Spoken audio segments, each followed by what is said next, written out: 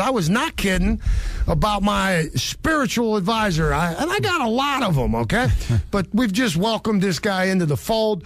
I call him the Right Reverend Biker Bob, but he does have a first and a last name, and I'll let him introduce himself to you. First, is it appropriate to call these your Christian names?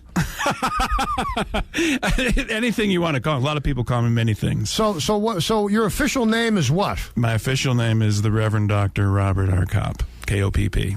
Robert Kopp. Kopp. K-O-P-P. What's your middle name? Richard. Richard. Yeah. Okay, but the Right Reverend Biker Bob is okay, too. Anything you want to call me. A lot of people have different names for me, particularly my foes. I think you understand that, don't you? I do indeed. Now, you're a bona fide pastor. You live out around Chicago, but you're a native of, is it fair to say, Wilkes-Barre? Wilkes-Barre, well, 40 Fort, Pennsylvania. I was a graduate of Wyoming Valley West in 1970. Totally non-distinguished. Yeah. Yeah, really. As a matter of fact, then I went to King's College, and I met a fellow who's been deceased, a guy named Donald Farmer. I knew Dr. Farmer well. Did you? Yes, I did. Great. He's the one who taught me how to think. As a matter of fact, I'll never forget when I went into his office one day, and I was kind of trying to impress him with etymological stuff, and he said, define that. Mm-hmm. And he kept asking me to define terms. You remember him. And he taught me how to think. He really did. He opened up the intellectual world to me. Well, he was a real scholar. Mm-hmm. He was a real academician. My wife was a tenured professor at King's until we went to California. So wow. I met and learned to respect Dr. Farmer's wit as well as his intellect. So, yes, I know exactly what you're talking about. I'll never forget. Yes, I actually worked for him for a while as some kind of a work-study thing, and he did one of the best lectures I've ever heard to a women's group on Picasso's Guernica and the brutality of people. It was absolutely masterful. Well, and again, that's where you can learn to step deep into the chaos and try to find peace in the valley. Yeah, he was one of the most important people in my life, in my development. So without giving us a complete autobiography, where did you go from there? And you wound up eventually with some advanced degrees. Yeah, I left King's and did some studies in Germany and Geneva and Rome, and then I went to Princeton, one of the Ivy League places you were putting down before. Then I went to Drew, got different degrees along the way. But I got to tell you what, Steve, after a long time, it's like kind of like the Apostle Paul in 1 Corinthians chapter 1, who basically says that's a bunch of...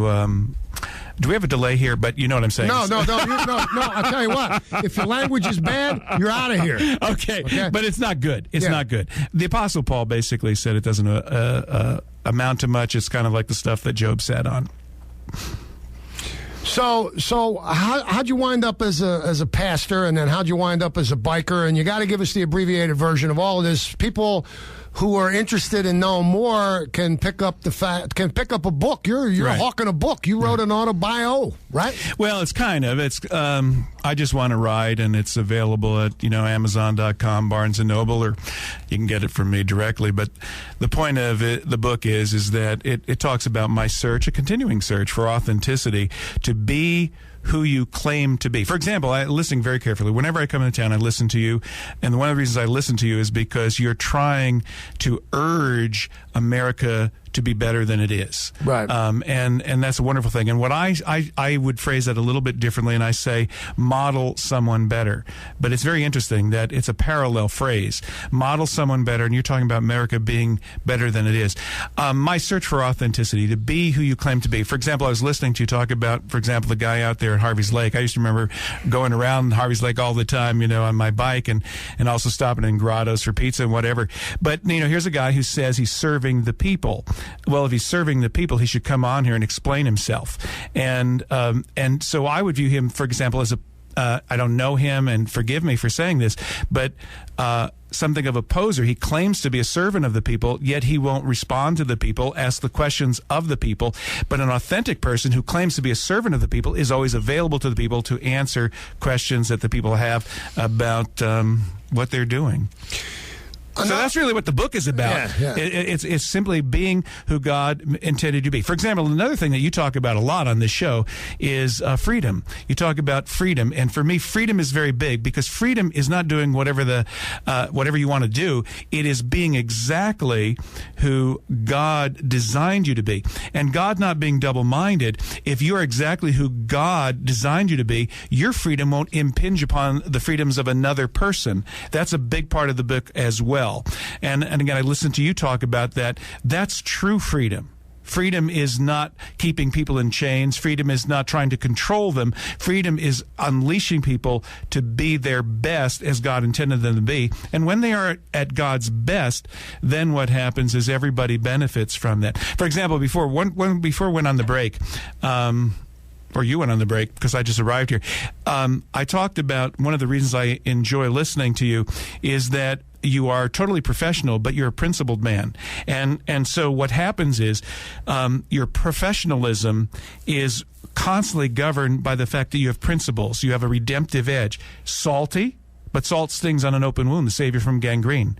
You have to sting folks sometimes to get them to pay attention. And I think that while probably you may be offended by this, I think we're kind of in the same business there. No, I'm not offended at all. And in fact, I'll make myself more a kindred spirit to you by saying that I make it very clear to people that I practice what I preach. That when I'm telling you that this is the way we need to behave to a certain extent, I am being a moralist. Mm-hmm. I am letting you know that this is the way I see us headed to a better place. Mm-hmm. And I'm not on some high horse. It's just what I believe. Mm-hmm. But I do walk that walk. I'm not asking you to do anything that I'm not doing. And you got to work at that. I was not always this model citizen who sits before you here today. It takes work. It takes practice. And I do believe that there's commonality among people of faith, among people of different faiths, and among people of no faith or limited faith. If we find that common ground, then I think there's hope. Then I think we can pull it off. Well, one of your mentors I know is Gautama, and he would say the same thing Jesus said, and that is treat other people exactly like you want to be treated. And I get that from every time I listen to you. Basically, when you talk to the politicians, you say, look, treat people the way you want to be treated. Serve them. Don't try to supervise them. And I think that's where you are. I got some religious people upset with me because I referred to Jesus as Buddha's little brother. I've heard that. I didn't make it up. I read it somewhere. That's cool. But you know what? He might very well have been exposed to sutras at the time. You don't know where those monks wound up. You don't know who he was listening to. Well, there were other holy people, yeah. Well, my sense is that because I come from a perspective where Jesus is the incarnate God, chances are he did know what they were saying. And being omniscient, kind of knowing everything, you know what I'm saying? I'm not arguing with that. So how do you get along with bikers? And bikers, I think, also understand, not all bikers, of course, but many bikers who have come through adversity and come through violence and drugs and lots of problems. And that doesn't mean that if you're a biker, you even have to experience that. But for those who did, I think that redemption is has great appeal. Absolutely. One of the things that I found about the biker culture, which is very significant to me, and I wish the churches sometimes would reflect this, is that the biker culture, there's an amazing camaraderie. There's a harmony, peace, unity amongst each other. Don't get me wrong, there are aberrations just like there are aberrations of everything else. But basically, in the biker culture, a chrome pony, a mule, people go through that object, through that piece of steel, and find a harmony, affection, and affirmation that you sometimes don't find in the church. And that's another motivation for the book. I mean, you would expect that folks who talk about Jesus, who talked about mercy, forgiveness, tolerance, unconditional love, that they would not hate each other in a Christian kind of way, that they would get along. But the biker culture, through a steel thing, they seem to get along a lot better. And that's one of the things that I've learned from the biker culture. Also, there's no phoniness. Again, more than less. You're always going to find aberrations, but more than less, if you ask a biker, have you ever screwed up? Have you ever made a mistake? Do you ever commit adultery? Do you ever do drugs? Did you ever inhale? They'll say, yes. Or I still do, or I'm trying to overcome it. And that is authentic. They are not they are real. They are not trying to pretend they are something they are not. And they realize, and it's an adventure, bikers like to say, it's the journey, not the destination. You talk to church people, my gosh, Sister Bertha better than you. You got to deal with these folks who are pretending to be better than they are. Then what happens? We get Jimmy Swaggart. Then we get, all those folks. And the reality is, what I like to tell folks is, everybody knows you're messed up. Just admit it. And that was a big theme of Jesus. Just admit that you're messed up. I'm going to love you anyway. I'm not going to turn my back on you. I'm not going to quit on you. I'm not going to run away from you. I find that bigger I find that authenticity, that honesty, that redemptive tone bigger. Let me also say something else. Steve, when I listen to your show, I know you get upset when I quote a lot of other people, and you're like me to use my own words. You said which was a great critique of my book. But Frederick Buechner once said, a prophet's quarrel is deep down a lover's quarrel. If they didn't love the world, they wouldn't bother to tell it that it's going into hell. They just let it go. You love Luzerne County. You love northeastern Pennsylvania. You love America. That's why you are not afraid to say, look, your potential for something much better.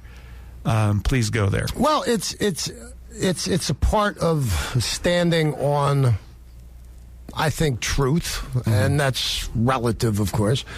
But when you talk about the bikers, and you write about bikers in your book, and I find that many people I've met who have been affiliated either as independent bikers, right. 99% of bikers are independent, or right. are people who love their motorcycles, who stand based on how they view themselves. There is that 1%, the outlaw motorcycle clubs. I'm very familiar with that. I have friends and right.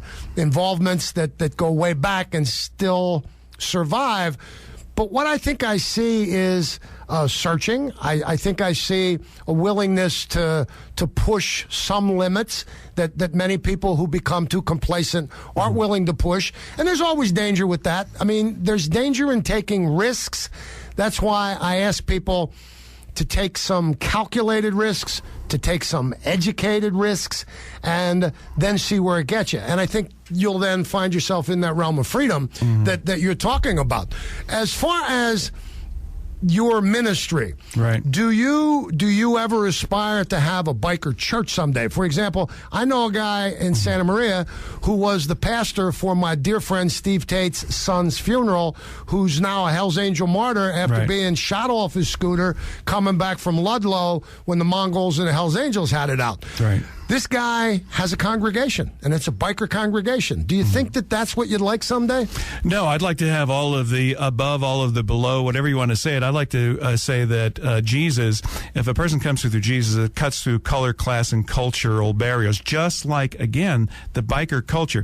I go out to South Dakota every summer to Sturgis, and I am stunned. I am absolutely stunned by how folks are able to cut through color, class, and culture distinctives, religious distinctives, and come together just because they have this common bond through a motorcycle. Now, the motorcycle symbolizes things.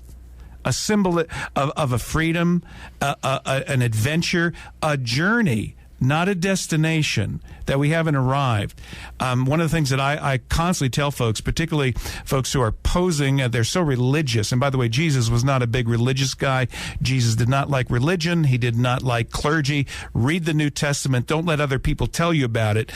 Just read it for yourself. You'll find that he was anti-religious. He was anti-clergy. He was pro-folks finding their freedom in the Lord to love each other and not get chained to these human inventions.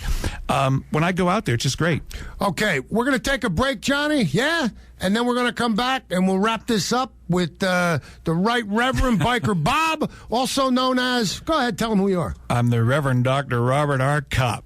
Sounds good to me. Oh, no, the cops are here. We'll be back. Before we wrap this up, real quick, is a motorcycle dangerous, or can you learn to ride a motorcycle safely? Yeah, they have wonderful. I'll tell you, the best riding courses that I know of are by the riding schools of Harley Davidson. Also, many states offer training programs. The big thing is the whole C thing: search, evaluate, execute. Okay, sounds good. Now, as far as you and your future, where are you headed from here? I'm heading back to near Chicago, and then we're working on some book signings at Sturgis in the summer. That'll be good. In fact, the bike gatherings, whether it be Daytona Bike Week or Sturgis, that'll be good. We're going to take a U-Haul full of your books out there? Actually, I'm going to have some friends carry it in their luggage, And, no, that'd be good. I like a U-Haul or train cars. Okay? I know. I like the ride. How about drop them out of jet airplanes over Sturgis with little parachutes on them? We can't really give away the title of the book for a variety of reasons. I think we are able to lay out the initials, though, right? Right. Okay, so the book is called what? I Just Want to Ride, and in parentheses, FTW. Okay, and it's available where?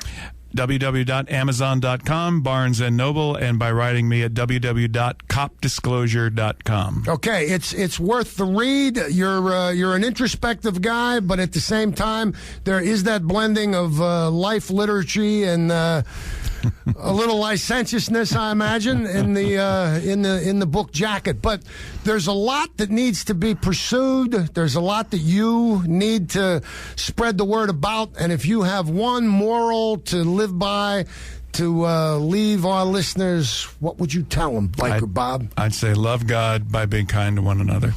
And you can be kind to one another even if you don't believe in God. Exactly. And so you're showing your love for God even if you don't believe in God.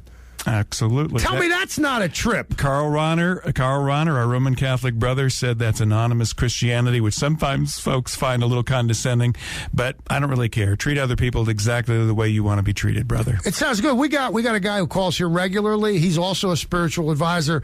He goes by Bible Buck. He's a right-wing, evangelical, conservative fanatic, and he leaves us with scripture on a regular basis. I tell people I remember him when he was lifting refrigerators and Volkswagens and throwing them through plate glass windows. But he's a gentleman. He's a guy who understands. And I think that all of us need to listen more to each other, listen to why people believe what they believe, whatever their faith or lack of faith. You can learn something, and you might be able to rub off on somebody at the same time. So whether it be bikers or boozers or belligerents, there's a message and a lesson for us all. And I think we can be better people and be kinder to each other. Do unto others as you would have them do unto you. Who said that? Jesus. No. Oh no, his big brother. No, that's not. I think they all said it. So the good ones. No, absolutely. So one last big question: do you get homesick? Do you miss this Coalfield? I miss the pizza. There's no pizza that's worth anything west of the middle of the state of Pennsylvania. Wow. But I also miss the people and.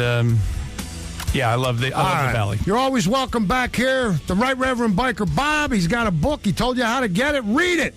And we'll talk to him the next time he's in town. And we might ring him up whenever we need a spiritual advisor here to watch our backs.